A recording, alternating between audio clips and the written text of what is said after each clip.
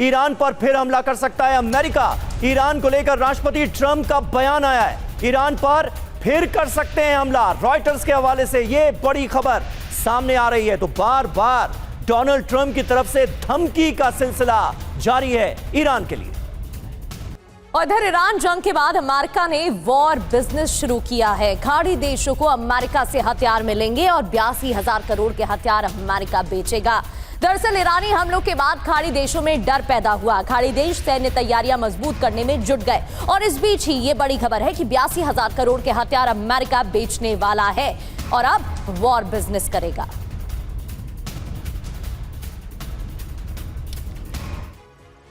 तो देखिए, खाड़ी देशों में डर और अमेरिका का युद्ध व्यापार जोरों पर।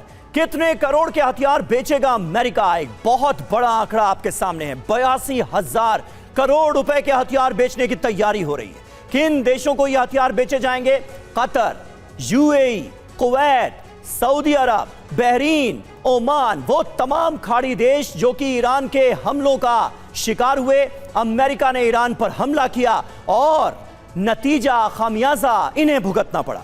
किस देश को सबसे ज्यादा हथियार मिलेंगे? कतर को सबसे ज्यादा 35,000 करोड़ के हथियार मिलेंगे। कतर 35,000 करोड़ के हथियार खरीदेगा। कौन कौन से हथियार हैं? देखिए, मिसाइल इंटरसेप्टर है, पैट्रियट सिस्टम है जो कि एयर डिफेंस सिस्टम होता है, एंटी ड्रोन सिस्टम है, एडवांस रडार सिस्टम, ये खरीदे जाएंगे। ये जानकारी सामने आ रही है और एक बहुत बड़ा आंकड़ा सामने आया है। Major general JK. बंसल, किस तरह से आप देखते हैं इस आंकड़े को? क्योंकि कई लोग तो यहां तक कहते हैं कि डिफेंस लॉबी के दबाव में ही ये जंग छेड़ी गई। असल मकसद तो ये है कि ज्यादा से ज्यादा अमेरिकी कंपनियों के हथियार जो हैं वो दुनिया भर में सप्लाई हो। और अब ये जो आंकड़ा सामने आया है, आपकी एनालिसिस क्या कहती है?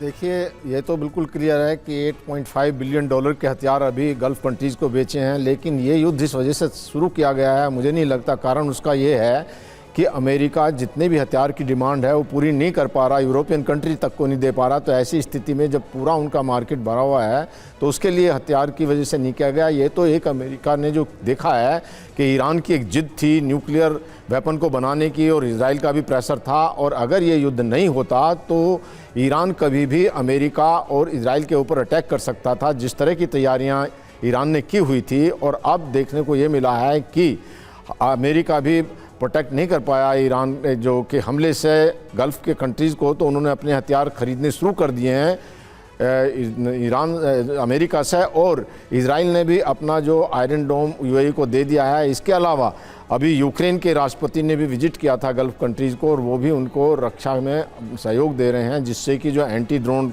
सिस्टम और जो टेक्निक डेवलप की है यूक्रेन ने, उसको इजराइल और अमेरिका के साथ में मिल करके ईरान को ध्वस्त करने के लिए ये एक तरीका जो है वो बहुत ज़रूरी है।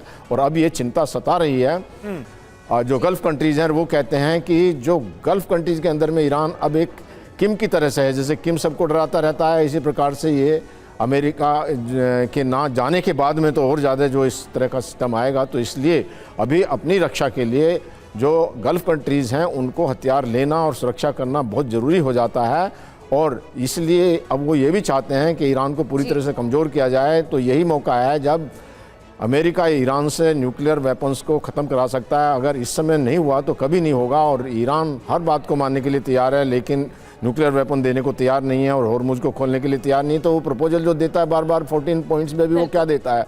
अपने फ़ायदे की बात करता है। जो असली मुद्दा है उस पर तो आता ही नहीं है सर। ईरान में न्यूक्लियर वेपन तो आ ही नहीं है। एनरिच्ड यूरेनियम की बात है कि एनरिच्ड यूरेनियम जो है वो अमेरिका ये चाह रहा है कि उसे सौंपा जाए, जबकि ईरान इसके लिए तैयार नहीं है। बिल्कुल, और ईरान की तरफ से कहा जा रहा है कि उस पर तो बाद में बात होगी, पहले इन मुद्दों को सुलझाया जाए और स्ट्रेट ऑफ हॉर्मुज को लेकर सबसे पहले बात होनी चाहिए।